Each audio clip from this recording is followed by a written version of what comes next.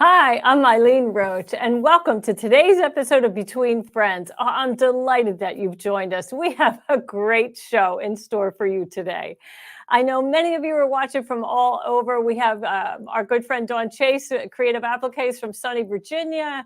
And Cheryl Alous says she's never watched before. Well, welcome, Cheryl. I think you're in for a treat today. We have a lot of great tips and tricks to share with you. Anyway, tell us where you're watching from. Tell us how the weather is. We hear some, Marianne DeBlagla says it's rainy and dreary in Ohio.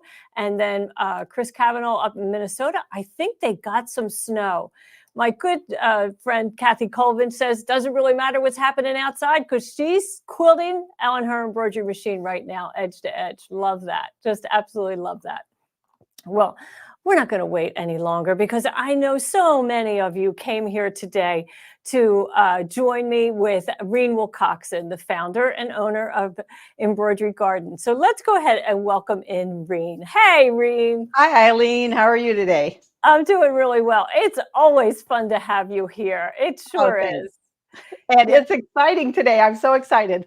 I know, I am too. And yesterday, we met in here in this very same space kind of and just chatted about what we were going to share today. And boy, that was just 10 minutes. But when I hung up from that, I thought, oh, wow, I was really looking forward to today because I know you have, nuggets of information that people can really use when they're in the midst of an In the Hoop project. And your directions, your instructions with all of your collections are fabulous. They're great. But once in a while, maybe one of us goes off the rails and comes into a little trouble. And that's what you're going to address, right?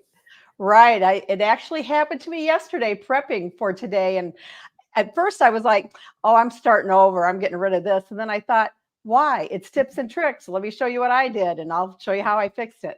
Oh, I love it. I love it. So, well, first we thought, there's some basic steps, right?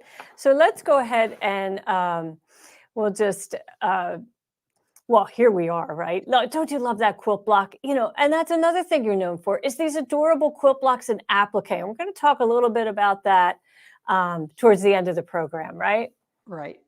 Yeah. But, somebody's already talking about, Tracy Edwards says that Reen's hoop and press pads are an In the Hoop game changer. And boy, you're not kidding. And that's one of the things we're definitely going to talk about today. So let's see. We have our tips, right? The first one is stabilizer. That's what goes in the hoop. And in order to use the stabilizer, you and I both agree that the best one that we like to use is a no-show cutaway, right? So let's go shop the wall, shall we? Shop the store. So I could show you what that is. So, normally you're going to use a large hoop, especially the projects that we're talking about today. We're going big. So we're going to need a nice 20-inch wide roll of stabilizer. Now, the no-show cutaway is a permanent stabilizer, but it's very lightweight. It's practically translucent, and it's just the perfect thing for in the hoop because it doesn't add more weight to your project. Okay. So next tip that we want to talk about, or step that we want to talk about, is the zipper. Okay, Reen, tell us about zippers. Well, zippers, they're number 3s, number 5s. I'll talk about that in a little bit. You never, ever want to use a metal zipper. Mm-hmm. And, you want to make sure it's a nylon coil. And if you're doing a design basically in, say, a 6x10 hoop, you want to add, at least 2 inches. So use a 12-inch zipper. Your zippers have to be longer than your finished project. Right. And to prep the zipper, if you buy the ones that are carded, I would say, they come in a package. they always have a big fold, a big crease right in the middle, right? Right, you have to iron that out, get it nice Mhm. and flat. I mostly prefer now to use zipper by the yard. To me, it's more economical, Yeah. because you cut the exact length that you need. Yeah, and it's they come in so many colors now. It used to be you could only get them in like khaki and black or something, but now they come in a rainbow of colors. And it's a nylon coil, and they often just look like metal, but they're not. Right. Yeah. That's those are just really cool, I think, Yeah. that they give off that appearance, but they're still the nylon that you have to have when doing an in the hoop Mhm. design. Yeah. Great. Okay, so then next up that definitely the next step is to prep the fabrics. Right. So, sometimes you're using cotton fabrics a lot of times. Sometimes they're thinner. You may want to prep those with a product like SF101, which we'll talk about.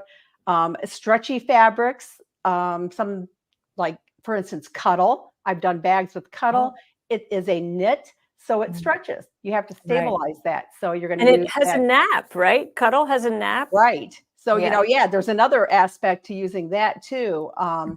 But yeah, you want to prep some of your fabrics. And I'm going to show you a couple of things that I've made where I want you to think out of the box. Cotton fabric isn't, the end all be all. There's lots of Right. other things that you can use and really make your in the hoop projects really interesting.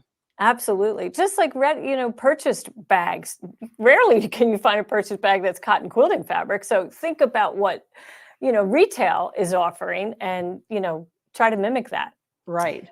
And speaking of mimicking it, one of the things we love about purchase bags is they have structure and body and, they keep their shape. So you like to use what? So any shape foam.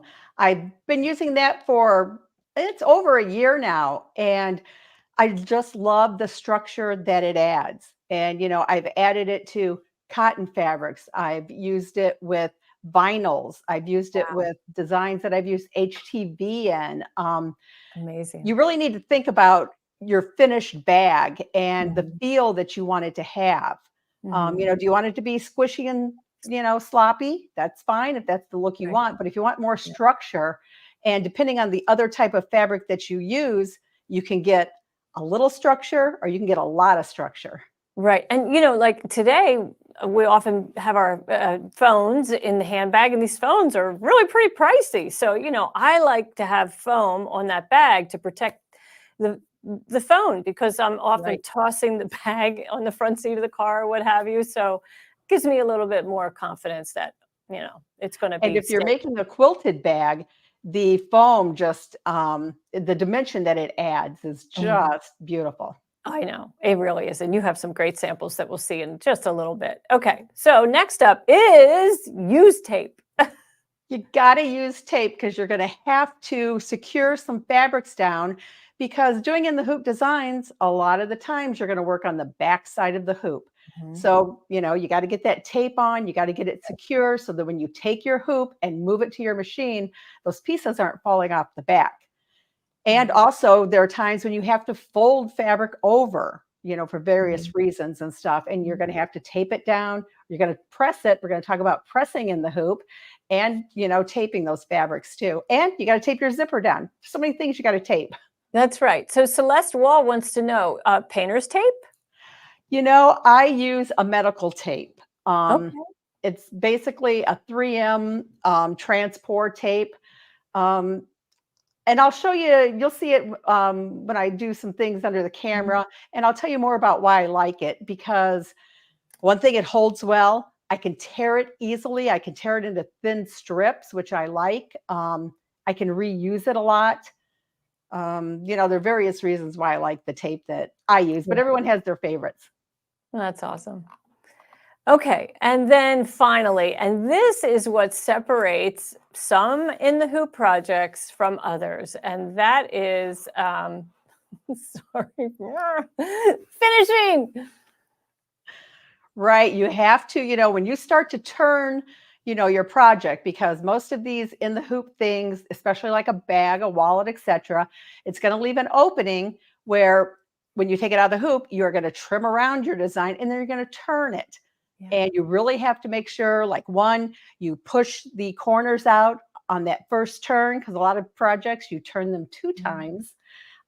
You know, you want to get those corners out nice before you turn it again. And I always press, you know, in between those turns. And then to get a final nice pressing, I like to use the totally tubular pressing station. I use it Great. on basically all of my bags, even Mhm. ones that I make out of vinyls. Wow. Just Wow. use, you know, just put a press cloth over it and, you Yeah. know, be careful. Yeah, right. Just don't let that iron touch the vinyl. It can withstand heat. It just can't withstand that metal plate, right? That's Right. hot. And well, Yeah. on a lot of my when I do in the hoop, I'm using my big iron. You know, I go to my Mhm. regular size iron and I have an iron shoe on it. And with that iron shoe, you know, yeah, of course I don't want to touch the vinyl anyway, Yeah. but I mean, it's a little bit of separation there. Mhm. True. Absolutely. Okay. So I guess we should get started, right? Let's do it. Okay. So the first step that you do is you're going to hoop your stabilizer, which we use the no-show mesh. Well, it's not mesh. It's not mesh. That's the wrong term. It's no-show cutaway. Right. And then you're going to stitch color one, which with your zipper bags is the placement guide for the zipper, right? Right. You have to know where the zipper goes. Yeah. So let me go ahead and show you. I've already stitched out a placement line. It's just 2 long parallel lines. Most of my bag designs are designed for a number 3 zipper. And a number 3 zipper is about 1 inch wide. I'll give you a little tip. You can use number 5s. I've done this trick several times actually. And this is a number 5, so it's about 1.25 inches wide. Mhm. Um, but I still use my number 3 placement line. Now I've done this in my In the Hoop designs. I don't really, you know, stitch a lot of anyone else's In the Hoop designs, so I know that this works with my In the Hoop designs. So how do I use a number 5 and a number 3 placement? You don't want to just guess at it and get your zipper all crooked and stuff. What I do is I stitch out that placement. I take a ruler that has 1/8 inch markings on it. I line up the 1/8 inch markings with that stitched line and just take a pin and draw the line. Nice. And I That's do that brilliant. on both sides, you know, so I need to turn the hoop the other way, but line it up, draw the line, Mhm. and then you have your new placement line to put your zipper. And Reen, it doesn't matter what kind of pen you use because that stabilizer is going to be inside the bag. Nobody's ever going to see it, right? That's right. It doesn't matter at all. I've just used a regular ink pen. So then once Great. you have your zipper in place, my designs call for the zipper to be placed right side up. So you can see the pull is here. And what I like to do is take a piece of tape and put it across the zipper down at the, you know, very end of the hoop near the frame. Get another piece of tape, put it up at the very top. I probably need to zip my zipper up just a little bit. Put it across. And then with a hoop this long, this is a 10-inch hoop. It's my 6x10. Here's some of that tape that I like to use. And one reason I like to use it is because I can take it, I buy 1 inch wide. Hmm. I can easily tear it into thin strips because when I place it along the edge here, I'm really just getting the very edge of my zipper because the next step is going to come along on both sides close to that edge to tack my zipper down so it doesn't move. And some feet on different embroidery machines, could possibly push that coil. Like Right. I know as a digitizer, Reen, you do a beautiful job, and but it can't, you know, compensate for every foot that's out there. And some machines come with multiple feet and the width of the foot, and there's sometimes there's an extra curve, and all kinds of things. Many of our viewers only know what foot comes with their machine. Well, it's not the same foot on a Viking and a Pfaff and a Bernina and a Janome and a Brother and some of the different models of Brother and Baby Lock and, and on and on. So, what that tape on the zipper is important. It really is. Even It if you is. think, oh, And it's going to be fine. not only the different sizes of feet, but Mhm. I use a brother machine and my foot rides up Yes. maybe a quarter to 3/8 of an inch Yeah. above, Mhm. the fabric or whatever it's stitching. And I know Right. there are some machines out there that foot is right on top of the Yes. fabric. So, these things make a difference. If Yeah. you see that your foot is kind of hitting the teeth, Mhm. you can go into your settings and, raise your foot up a click or two. You can. And but if you have it taped, your zipper is taped down securely, if the foot is riding on the coil, you're probably going to be okay. But in the hoop is not hand embroidery, but it sure is hands on. You got to stay with your machine and keep an eye on it, right? Right, you do need to do that, and plus, a lot of the steps in the designs are short. Yeah. The 2 placement lines, boom, Yeah. they're done. The Right. tack downs, boom, they're Mhm. done, and then it's starting to add the fabrics on. Right. The actual stitching time is maybe 6 minutes for the Right. whole thing. It's all the Okay, other so let's things of adding fabrics, etcetera. yeah, so Donna Barsener says that that's an interesting zipper. I always see plain ones. And that was a beautiful zipper. I don't know where you found it. Do you know where you No, found I it? don't know, Yeah. someone had sent me some zippers, yeah, it's kinda crazy, Yeah, and, I had it in my stash, and I thought, "I'm gonna use this," I kinda like it, and absolutely. in the end, you're gonna see a bag that I actually use this zipper on, in the process, and in the end, even though it's, this wide and you think, "Oh, Mhm. wow, that's gonna look kinda crazy," only about an eighth of an inch on either side of the teeth ends Right. up showing, Right. you It's know? skinnier than a binding. I often think that about when I'm binding a quilt. Oh, that's going to be too wild. Well, not really. You're only going to see a quarter inch of it. So, and Right. that's less that's going to be appearing. Now, a zipper like that in another application, maybe you would apply on top of the fabric so that you do see the whole thing. But anyway, Right. that's a different class. Yeah, that's all different, so That's a different class. Okay. So Laura Parks wants to know what's the name of that tape. It's medical tape. Is that what it's called? Medical tape? yeah, it's you know what? I even put it in I bought a tape dispenser and put it in. Um, yeah, it's 3M medical tape. It's called Okay. Transcore. You can get it at drugstores and stuff. Drugstores. Okay. Good to know. Good to know. All righty. Okay. So now we've talked about the zipper. Next up, it's the prep of the fabrics. And well, you know what you know your process. So I'll just step out of your way. All right, so I'm gonna show you some samples of different fabrics that you can use. We talked about using, different things, thinking outside the box a little bit. And so this is a 5x7 design. And on this one, it's a really thin vinyl. It was really soft, really pliable. But this one I used the foam on that we're going to talk about in a little bit. And it's still soft, but the foam really gave it some body and it gave the flap some body too. And you can see this diamond pattern. It really raised up those diamonds and, adds a lot of interest. So Yeah, using there's so much something different, dimension. pardon me, There's so much dimension. there is. And on this fabric I really don't know what it's called, but it was very stretchy.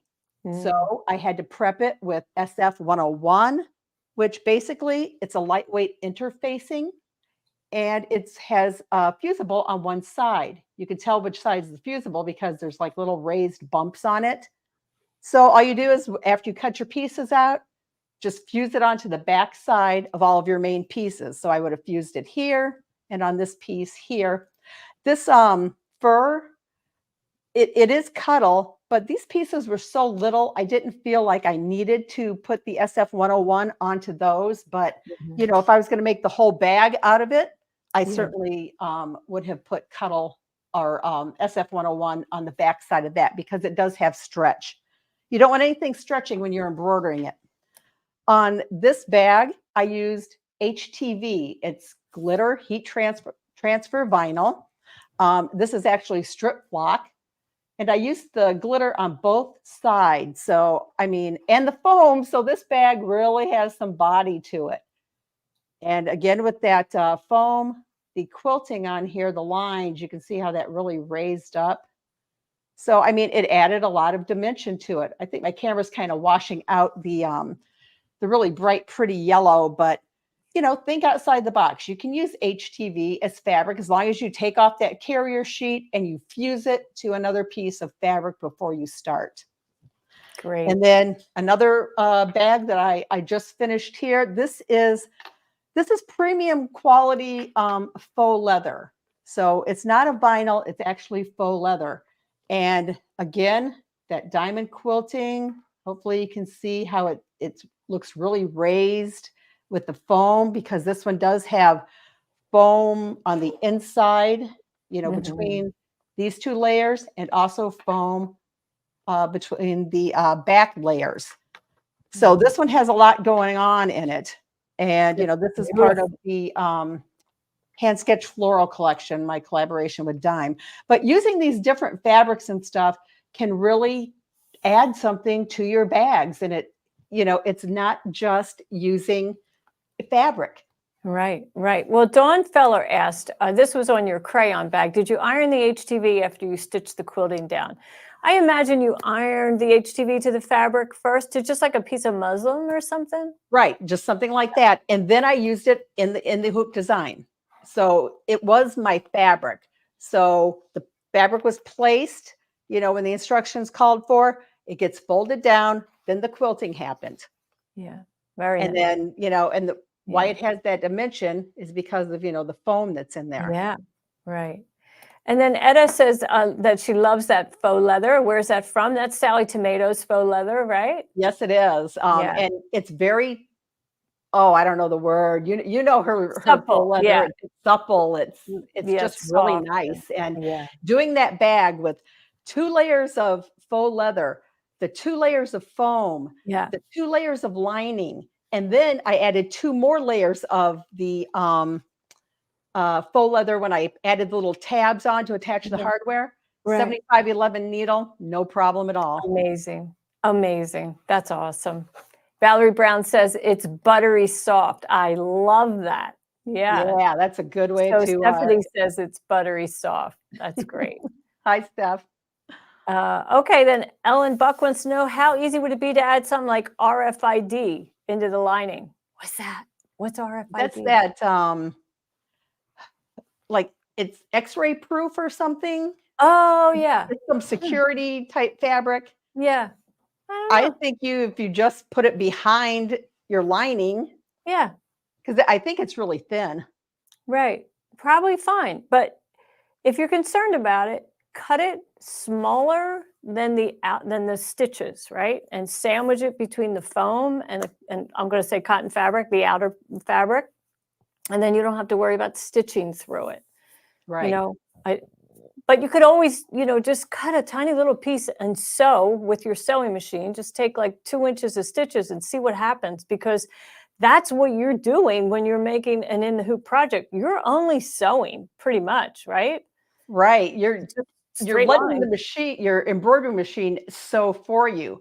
So when I start creating In the Hoop designs, I think of it first as a sewing project, and to get my steps down. Right. Well, all these people, everybody but me knows what RFID is. And I guess I do now that you've jogged my memory, right? But everybody knows. And Denise Willard says it's easy to use. So, and Ellen Buck says it blocks security theft, cyber theft. So awesome. I love that. Laurie Albrecht wants to know, did you raise your presser foot with all those layers? I think I did, but you can always tell, if your foot starts to drag or something, well, you need to raise your foot up. Honestly, I can't remember if I did or didn't, but if I did, I only raised it up like, 1 click on my machine. Okay. Okay. You don't want to go too high, because if you go too high, then, you might start messing with your stitching. Yes. You're not going to get a balanced stitch. So just, sit with the machine, watch it. You'll know right away. You'll know. Okay, Celeste Wall wants to know, do your instructions include needle recommendations? Not really. I do everything with the 7511. Okay. There have been a few times that I bumped up to an 8012, and that was maybe, sewing through cork and foam and, some other things. But Mainly, I use a 7511 needle. Yeah. It's going to depend on your materials and your machine and how Right. it handles, Yeah. thickness. And your point is, well, not Reen's point, but the needle point is, a ball point is for stretchy fabrics and a sharp is for cotton fabrics, the vinyls, things that don't stretch. So, Right. You can use the same size, but you want a different point. So anyway. And a lot of people think too, just because I'm using sew-any shape foam, oh, that's going to be thick or too heavy to stitch through. Mm, No, it's not. It's, mm, Eileen developed this and she yeah, made it especially for machine embroidery. So, the needle yeah, has no problem going through it at all. right. Kind of think of an Oreo cookie. It's not the filling that makes it crunchy, right? That's It's right. the It's the outer layer. outside. That foam just compresses when you stitch. Oh, I love it. I use it for placemats. It's like all over my house. Well, not everywhere, but it's been a great addition to our line for sure. Okay, so next up, oh, you have to keep it stable.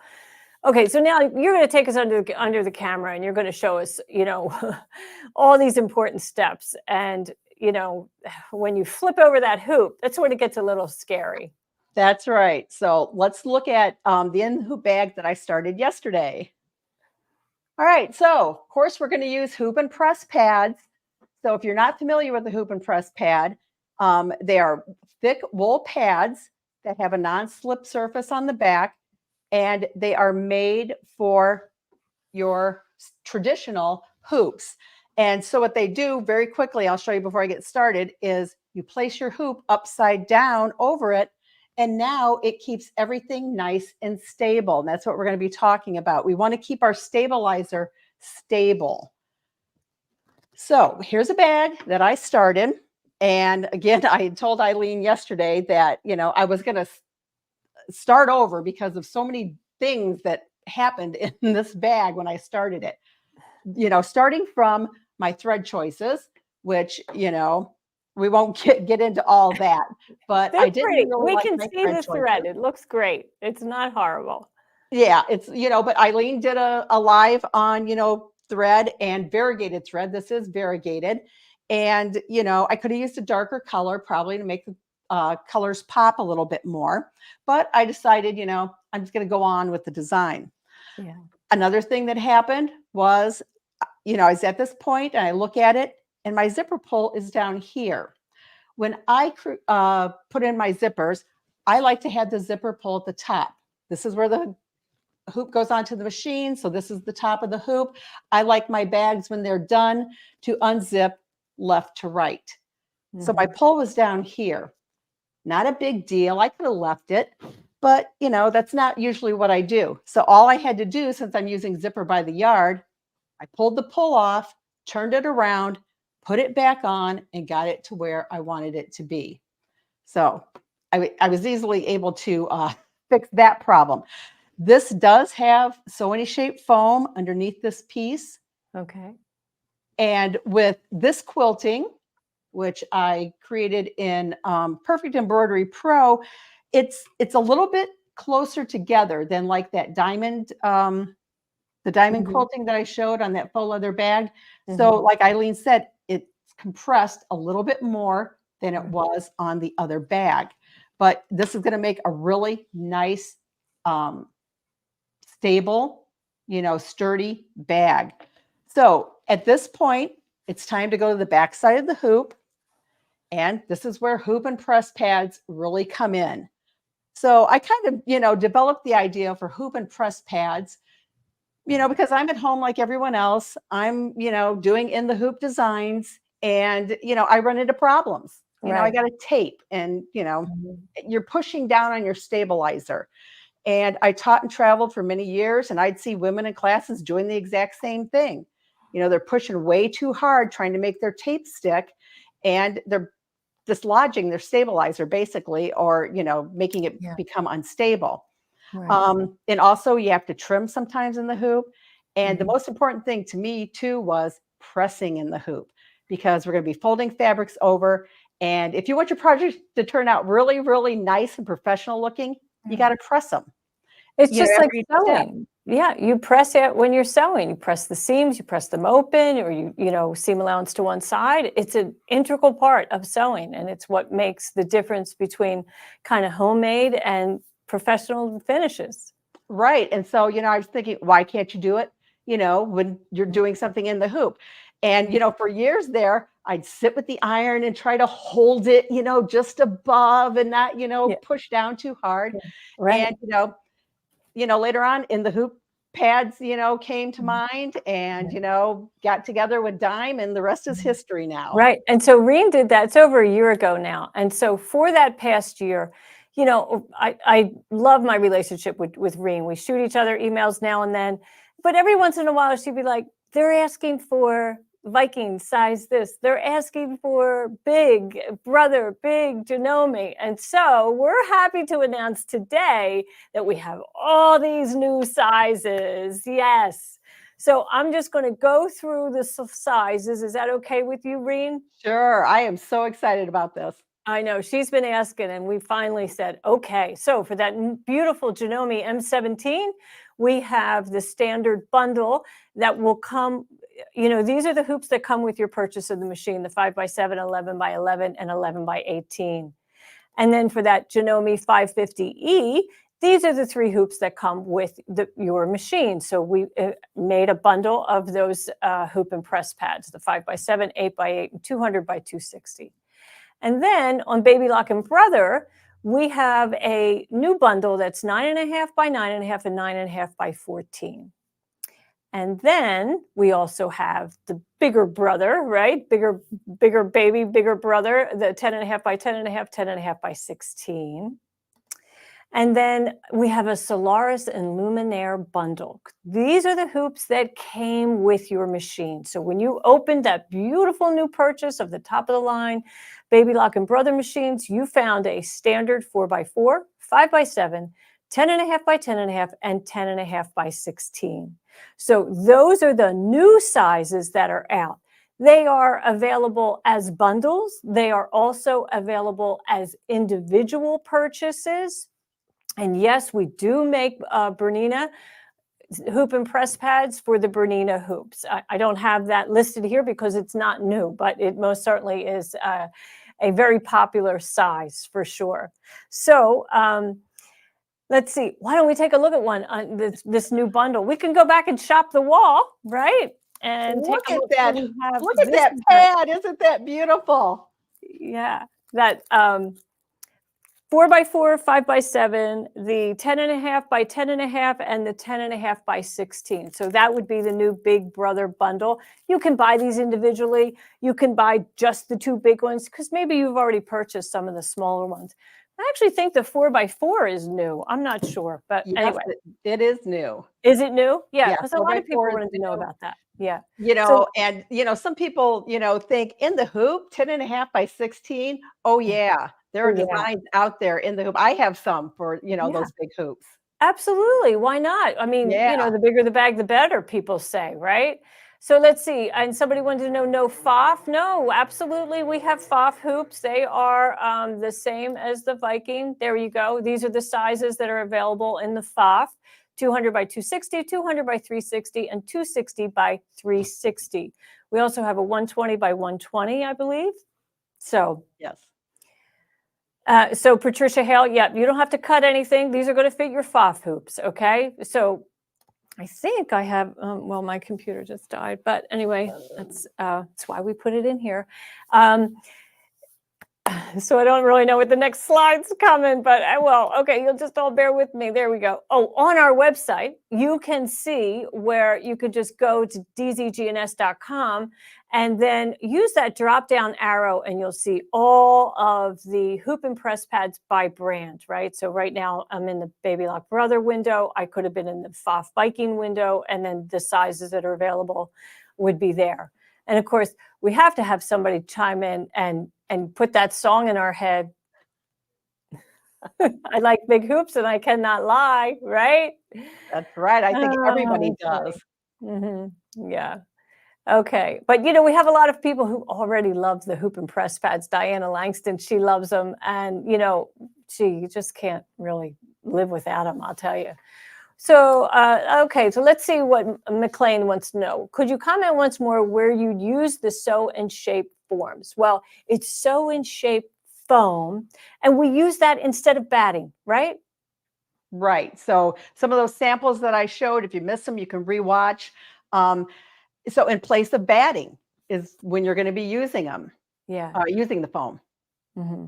Yeah, and so it just think of it as foam. In fact, the first time we introduced it, we had a Between Friends episode, and we titled it "Move Over Batting." There's a new foam in town, so there you go. Okay. All right. So, what are we going to do next? What else do we do with those hoop and press pads? Well, I'm going to show you about pressing and Okay. taping Yeah. and all that now. All So right.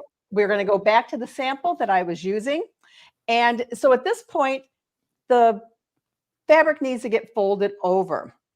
One thing, though, that another oopsie in my bag design here that I was doing, and Eileen and I were just talking about this yesterday. She asked if I ever used SF 101 on the lining piece, and on the back side of the hoop are lining pieces in my designs. And, I said, no, I can't really remember a time I ever did. Well, yesterday I'm folding the piece over. I don't think you guys can see it that well, but I can see shadowing underneath here. I can see the shadowing of the seam, where bits of thread come through on the back, the quilting. I can see all that shadowing. And this is, it's kind of thin, light colored fabric. So, I was thinking, I'm the only one that's going to see it. It's okay. And then I thought, nope, not okay. So while it was on the hoop and press pad, I have it right underneath here. So now I have the support I need. I'm going to fix it. I cut a piece of SF 101. I'm going to put that fusible side down. I'm lining it up with this seam line right here, the stitch line. I can see it. And I'm just going to take my iron and I'm going to fuse it down. I'm not ironing back and forth. This is pressing. And I can get like about half of it fused down. This is like the edge of my hoop here. So the pad is underneath here. So I can get about half of that fused down. Then I can take my piece and fold it over like I, am supposed to here, kind of smooth it down. And I can press this fold. You want a nice crisp fold. And then I can finish pressing the rest of the SF 101 in place. And now that I've done that, voila, you can't see any shadowing anymore. Absolutely. Beautiful. Yeah, so I mean, it was a great save. And the hoop and press pad allowed me to do that. Otherwise, if you don't have anything under there, you're just pushing on that stabilizer and, Right. dislodging it and getting all your registration marks off, etc. So the next step in this design would be to add the next lining piece. And of course, I got smart and put my SF 101 on this piece before I, got it ready here. So this one will go right side down. I need to tape it in place. And no matter what tape you use, you can press down as hard as you need because that's what adheres tape is pressure. So, make Pressure sure. sensitive, right? Yeah, you got to have it pressed down. And while I'm doing that, I need to, tape this piece down here too. So, get it all pressed down. I'm going to go to the other side. I'm going to add the front piece that I need real quickly and go ahead and tape that in place. And I am going to go ahead and I'm going to stitch this one stitch line. All it's going to do is stitch these two pieces on because then I'm going to give you some other tips of using the hoop and press pad. So let me just get it on my machine here really quick. Everything is set up. Yeah. Okay, well, while you're doing that, Sandy Arf wants to know, what iron are you using, Reen? Well, I'm using, it's the Oliso mini iron. I had been using another iron, a smaller iron, the Cricut iron, which, is nice. Sure. But I saw this one and I like the surface area. It's a bigger surface area. It's got a nice tip on it, a nice pointy tip. Right. So that's kind of my go-to now. Usually though, like I said, I'm using my big full-size iron, but to do a demo here, I can't get up and walk over to my iron. For sure. Yeah. And so let's see, Leslie Gardner wants to know, what is SF101? It's just an interfacing. Is it made by Pellon, I think? Yeah, and it's lightweight, so it's Mhm, still, your fabric still has the drape mhm, and the hand and the feel. It's just, yeah, lightweight stabilizer. yeah, I'm sorry, interfacing, but it does stabilize fabrics like we right, talked about earlier with the knit fabric mhm, and the, see-through kind of thin yeah, fabrics that you have. Just adds mhm. body and structure to it, just a little bit though. And it's, fusible, so it's, it's not a sew-in, it's just gonna attach to the fabric, so it's Right. awesome. Mhm. And then I've had a couple people ask about my blouse, my t-shirt that I'm wearing. And so thanks for the kind comments. This is from one of my collections, where it's t-shirt makeovers. And I probably should have looked that up, but I think it's makeovers too. So anyway, it's Very fun to pretty. do. Yeah, thanks. Okay. Oh, all right. Tracy Edwards says it is Shape Flex SF101. Great stuff. Great stuff. So you can get that in any big fabric store normally, right? Right. Yeah. Okay. So, you stitched the well, Right. not the So tack I've down, got it's a the seam. stitch down here. And on this particular design, let me grab this tape off here real quick. The next step before I go to the back side of the hoop again would be to add my batting. But I'm going to Mm, add the sewing shape foam instead. And, a tip for this foam is, it's a little slippery. Okay. It's tricot on both sides. It's very nice, very, pliable, but it will kind of slip around on you. So if I place it here, I bring this fabric over, sometimes it'll move a little bit.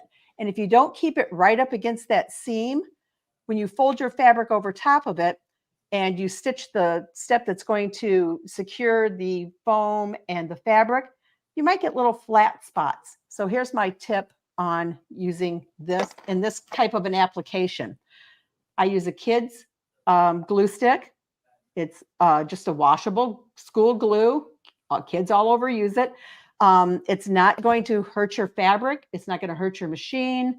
And what I do is I just put a little bit, and it is purple. Don't freak out or anything. Um, it is purple. It dries clear. And then, I might just put a couple little dots here on the stabilizer. But then I place this with the edge right on the seam line there, press it down, get it to stay in place well. Then I take the piece of fabric and fold over. And notice it doesn't move when I fold it. If I didn't really glue it, it would kind of want to scooch over a little bit. So I fold it over and I get it nice and, kind of tight. And what I like to do, since this is a little bit bulkier, tape sometimes doesn't work. So I pin and hold it in to hold it up there. All you have to do is just make sure that, when you're stitching, your pins are out of the stitch line. But this is what I like to do. Even on the bags that I used, the faux leather, I still pinned. I just made wow. sure my pins were going to be out of where the finished bag is. Because Yeah. otherwise, if you put a pin in faux leather or vinyl, you're going to have a hole there. Mhm. So then the machine would come along and it would stitch a line here. I'm not going to stitch that today, but the next step is to go back to the back side of the hoop. So while you have your hoop over top of the hoop and press pad, and now we have our nice support underneath here, I'm going to pull off my tape. And it's time to fold this fabric over. And one thing that I like about actually being able to press this in place, previously before, I had hoop and press pads, you go and you fold your fabric over and let me grab some tape, and you tape it down. But sometimes, you get what I call the bubble. I don't know if you guys Mhm. can really see it. It's Yeah. because you haven't pulled it over far enough. You haven't pressed it down. So that's one reason why I love to be able to iron or press while you're in the hoop. So while this is folded over, I'm just going to press. Again, I'm not ironing back and forth. I'm just going to kind of press it. And, you're getting that really nice, crisp fold here. I've actually done some bags where, it folds over so nice, I didn't even have to tape it. I didn't feel like I needed to do that, but Nice. I will now, just because if you don't, something will happen. That's right. But again, you have the ability to really press down to get a really nice, secure bond. So the next step in this design is to trim out this little piece of stabilizer. There's the piece of stabilizer here, and right underneath that is the zipper. Since this is cutaway, we won't be able to get into our bag if we don't get this out of here. So with the hoop and press pad under here, one problem people have sometimes is they take their scissors, they jam them down, and then they end up cutting right through their zipper.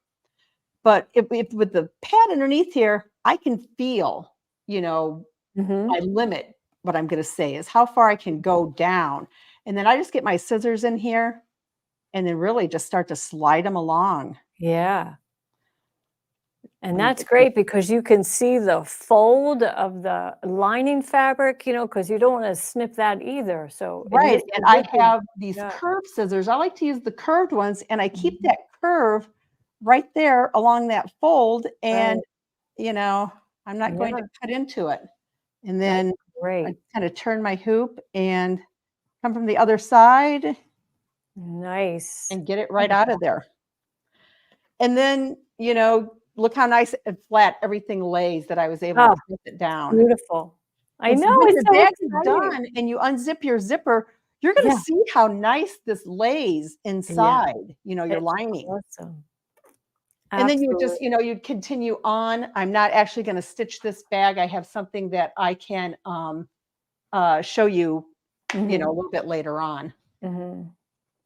Yeah, so let's see. Mary S. Larson wanted to know, do the hoop and press pads made for large hoop like the Janome Continental? Yes, Mary, we have a bundle for the 3 hoops that came with your machine. So that's available now. Absolutely. Yeah, that's the new machine.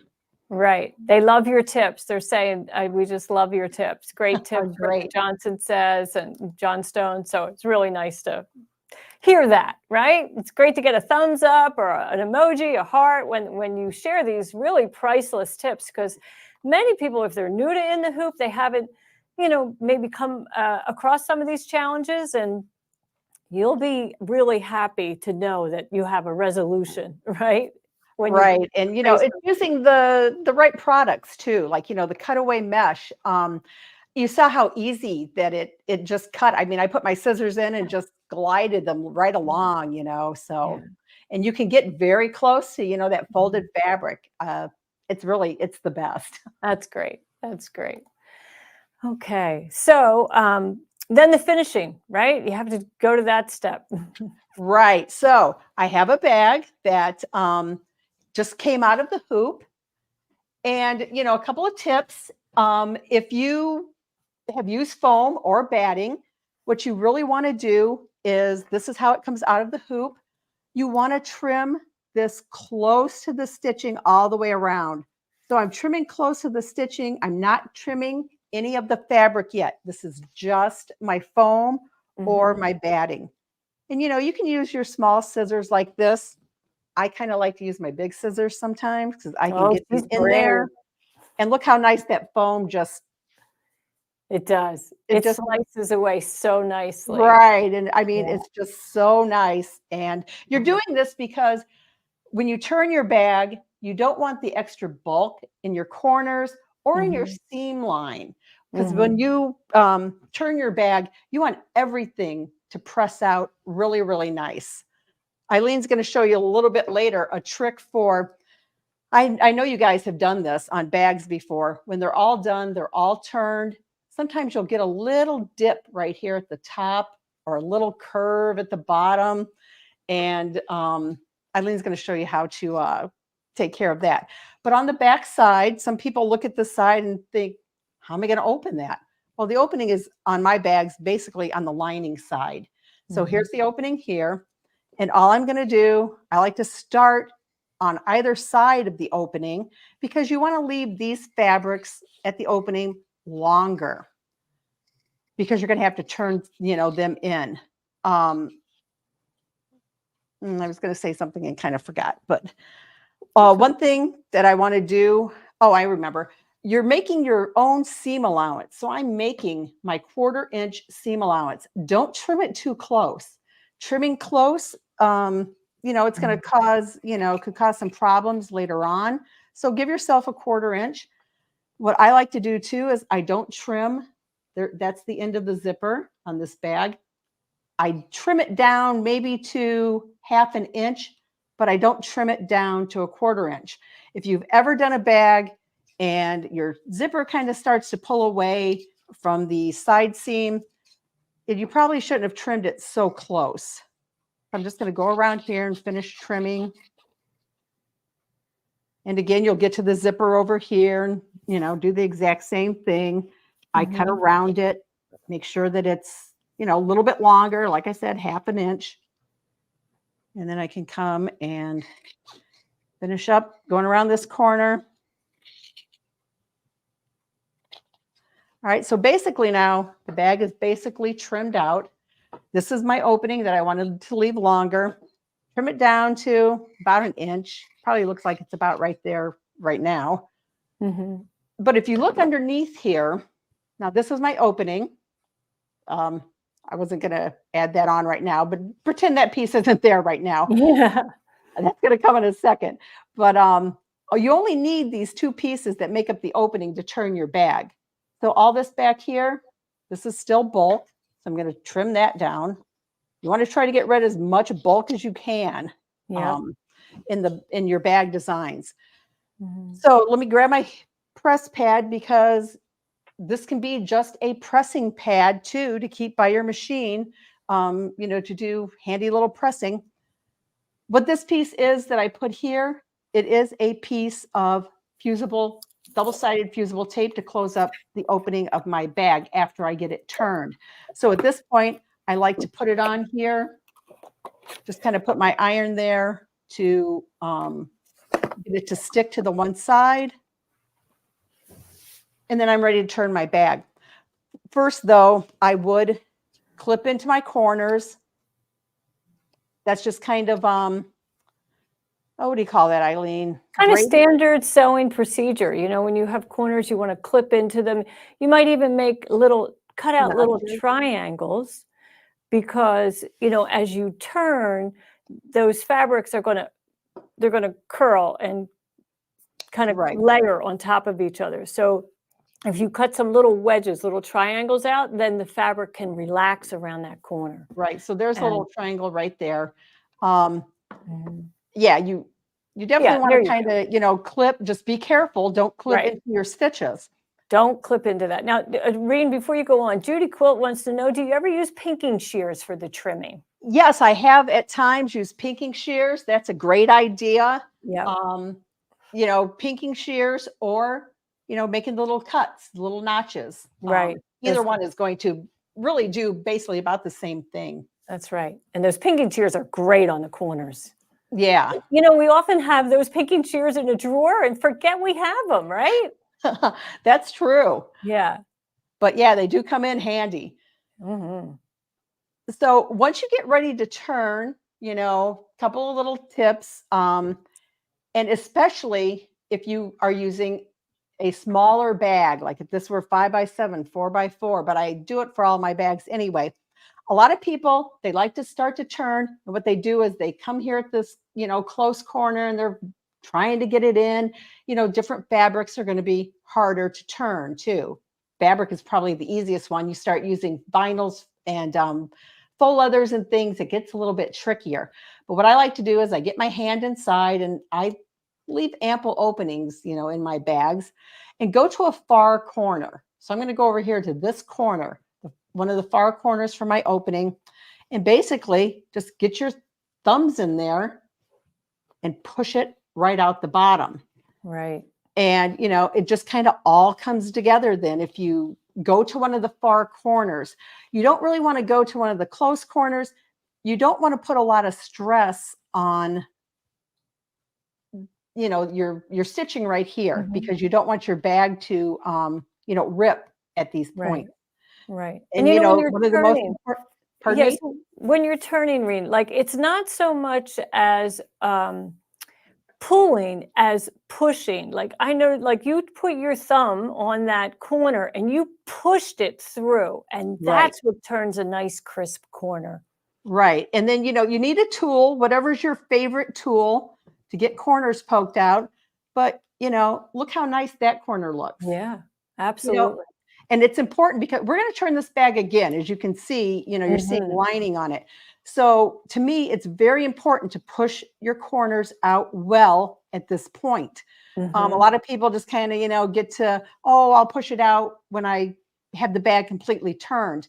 Yeah, It's so much easier and looks so much nicer if you take the time now to do it. right. So then at this point, I would peel off my tape. And, you're going to turn this in. You could hand sew if you wanted to, but why? And, get everything nice and neat. Yeah. This is a little bit sticky. Get everything nice and neat and lined up.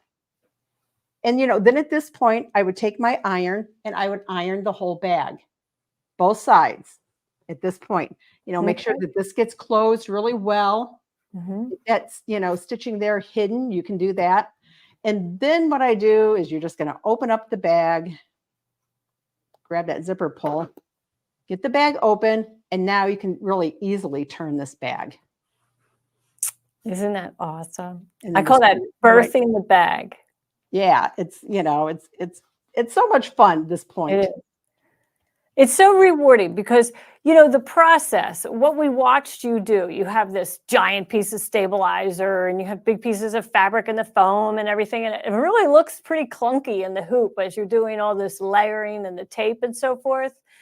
So you may, wonder if you're on the right path. But then look at when you get to this stage and you trim away the excess and you do the pressing and turn it up. It's adorable. Look at And that. you're going to kind of notice too. Remember, I kind of mentioned Yeah. you might have like a little dip coming on Right. here. Yeah.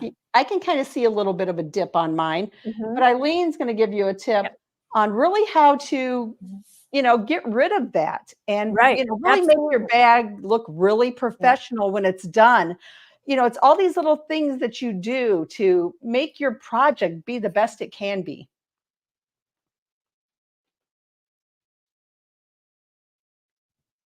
I And the can't only tell you. difference between that is the width of the boards.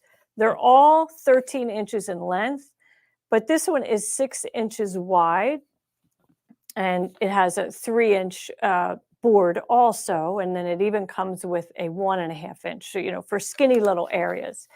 But what's so nice about this is I can take my bag that I've already made and slide it over and then stand this up. And then I can get that flat edge that I need. I can get a really sharp crease in there. And I'm pulling down on the bag here and just making sure that it's fitting nice and tight. And then I probably didn't do as nice of a job as Reen did on her corners, but now that I watched her do it, I know what to do. Go back and do it the right way, right? And then, it's just nice and flat on the bottom. I don't really have that curve anymore. So that's the beauty of being able to shape bags on the totally tubular pressing station. It's really handy. We love it. I love it too. I use it, all the time and on my bags. It really makes a difference. Mhm. Okay, so Leslie Gardner, she says, how would you install a decorative zipper? Well, this application is, this design collection is not for decorative zippers, right? This is for the traditional method. Right. And it depends too on what type of zipper she's calling decorative. I mean, I've seen zippers with rhinestones along the Yeah, edges. I've seen zippers yeah. with all kinds of things. Mhm. Some zippers you can't use in the hoop designs. I mean, you Right. have to be able to stitch over it. That's right. That's right. And you don't have the control that you have on a sewing machine where you could, dodge around rhinestones. You're Right. not going to have that on an embroidery machine. So, but anyway, these bags they're so versatile. Oh my goodness. Here, Tracy Edwards says she's made over 20 of your bags and they're perfect for, going anywhere. I agree. They are perfect for anything. I like making a set that's all the same fabric or coordinating fabrics. And then I know, oh, hair stuff's in the blue and makeup's in the red, and wires and chargers and so forth are in the green bags. But yet they all match, they coordinate. It's fun. Right. Yeah. And that So set contains so many different sizes. I know. How many are there, Reen, in there? There are 11 different sizes in that one set, and they come with either stippling on the front or they're plain. Right. So you can add your own quilting to it, like the one that I showed you, that I was working on. Yes, yes. But on my bag that I made, I didn't do the quilting, and the foam, it still fills it out. It doesn't have to be quilted, that foam. Right. It just layers so nicely. You don't have to worry about fusing it or anything. And let's see, Delu Glazer wants to know, is there a bag for an iPad? Well, excuse me, I think maybe the 10.5 by 10.5 might fit it. You just measure your iPad, and this collection has all of them in there. So you got to allow for the depth of something too, Yeah. and the ease of getting it in and out when you measure. So Ginny Barr wants to know that she has the hooping station. Do we sell the smaller board? We do. We sell the smaller boards separately, so you're welcome to just purchase the boards. They're very reasonable on our website. Okay, so you know what else that I like to use that hoop and press pad for is, ripping stuff out. And earlier when you were saying, you were showing that you ran into some trouble in this bag creation. And I thought, oh gosh, good. She is like me. I thought I was the only one who just does nothing but stitch mistakes all day. Right? Don't you feel like that some days? Sometimes, and sometimes people look at us like, oh, they're, the ones showing us and demoing, and they know what they're doing. They're professional. It's like, we mess up all the time. It takes so many mistakes to get a good one. I mean, as we develop product, right? As we develop these designs. So anyway, okay. So we're going to go and we're going to shop that wall again, and we're going to pull down a stitch ripper, because that's what we need when we're pulling stitches out of the hoop. So like I said, oops, not again, right?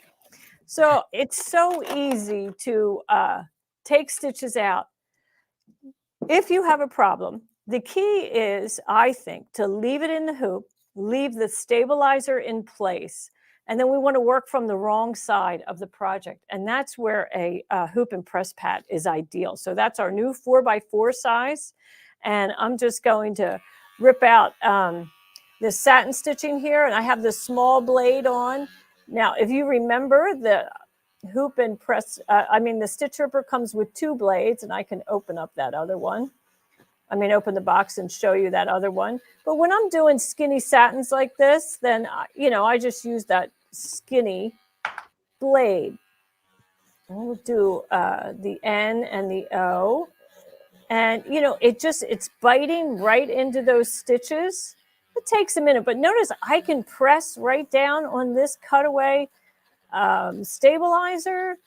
And because it's secure in the hoop, I don't have to worry about dislodging this fabric from the hoop. And then when I turn it over, out they come that fast. And now I could go back and, take this back to the machine and stitch it again. Of course, I didn't misspell anything here. I just stitched this out to show you the demo. But maybe I wanted to have an O and a U instead of N-O-T. And then I would just go back to my machine and use all the wonderful features on it to restitch the letters that I wanted. Isn't that great? It's amazing. I know. It really is. And you really do want to take those stitches out if you have to while it's still in the hoop.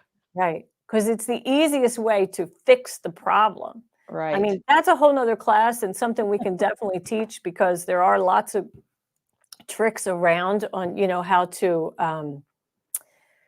to get it fixed. So let's see. Colleen Rouse wanted to know, did you flip the hoop and press pad over? Who knows what I did? What did I do? I guess I did, but it doesn't matter. If I was using the stitch ripper, I would not be cutting through the stabilizer and fabric to the hoop and press pad. So doesn't really matter if I have it, it's just providing support underneath there for right. you. Yeah, that's all we really want is some height. And let's see, Sharon Green wants to know, do you sell a mini vacuum? Well, I sure need one today. I wish we did, you know, because I have bought several and I can't find one that really works. So maybe that's a good idea for a new product. We'll have to look and see what we can find. Right. Well, you know, it was so much fun working with you today, Reen. Oh my goodness, so many tips that we all learned. It was awesome. Well, thanks. We do have one more though, real quick. Okay. Let me move the camera. You know, when you're doing applique, Absolutely. you know, whether it's applique with fabric, HTV, etc. When you do applique, and you know, I've already got my satin stitch in here, but it's always best to press applique from the back side. And the reason being, you have your applique fabric here, and it has your fusible on the back side of this. So when you turn it over, your fusible is now, you know, it's closer to the top. So fusible is activated by an iron. And when you put your iron on it, it draws the fusible up into your base fabric so that you get a really nice bond. And, you know, basically our last tip is, hey, it's a little pressing station by your machine, whether you're doing, you know, any type of quilting, even in the hoop quilt blocks, or you're just sewing yourself, you know, you got something here that you can press after every step, you know, instead of getting up and having to go walk over to your iron. Right. That's great. You know, because you, as we said earlier, you need to press as you go when you're quilting, when you're sewing, and you don't always have to go all the way across the room. Maybe your setup is different, but I like to have it right next to my machine, and then you just turn and you're ready to go. Press, Yep. right? Thanks for keeping me on track there, Reen. Just wanted to get those other uses in for the pads because, you know, I am just so excited that, you know, we have expanded this line and included more bundles, more machine brands.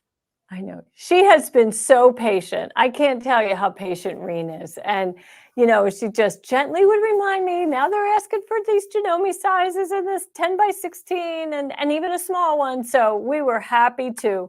It takes a while to develop product, even if it's an expansion of a earlier release, right? We still have to draw all the interiors of the hoops and then get prototypes, and then they come in, we test them, they're wrong, we get more prototypes, and eventually, usually around round 3, they're correct. Just seems to be the way it goes here at Dime. But anyway, Reen, we thank you so much for bringing this product to all of our embroiderers, because boy, everybody knows that it's really a priceless product. So. And thanks to you guys too for producing a nice product. I'm very happy with it. Oh, I'm so glad to hear that. Thanks, Reen. Well, folks, you know, next week we have Ashley Jones is going to be doing her Software Success Facebook Live on Tuesday the 20th, and she's going to be teaching My Fabric Designer. So maybe some of you are getting into designing fabric. Maybe you bought that new Moda fabric printer. So this would be a good application for you to just explore. It's a lot of fun. And all of the cheater quilts that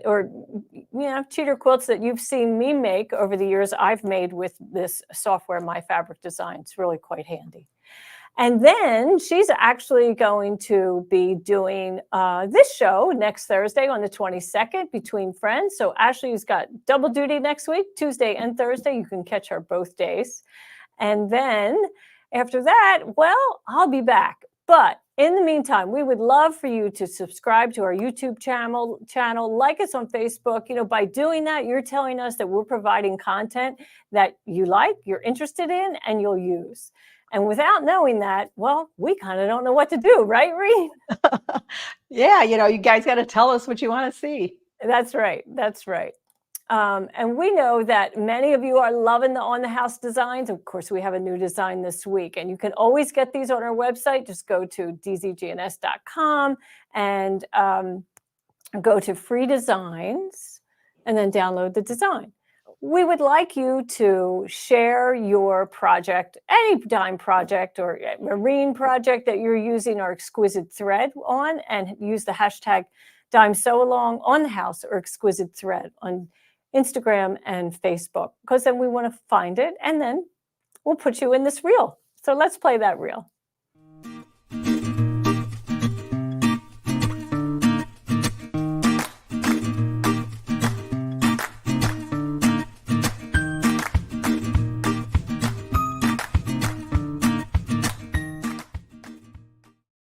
cute. So cute. So today's free design is this plaid shamrock. Isn't that fun? Give Oh, you a that's little bit cute. of time to get ready for St. Patrick's Day. It just uses two colors. I think it's cilantro green and grass green, but they just add a really fun element, a little bit of pattern to a shamrock, right? That's adorable. Isn't it adorable? Yeah. So Colleen Rouse wants to know, what is the pattern that Reen used today? So what's the name of that collection? It's all the bags, the zippered bags. Zippered bags, In the Hoop zippered bags. Right. Just that's the name of it. And you get all the different sizes, and you can find that at www.embroiderygarden.com, right? It's Yep. one of your best sellers, I'm sure. It is. It's because it's so versatile. Yeah, for sure. Well, Reen, thanks again. It's just lovely to have you here. And we're going to do this again pretty soon, I hope. Can't wait. Okay, bye. Bye. Thanks for joining us.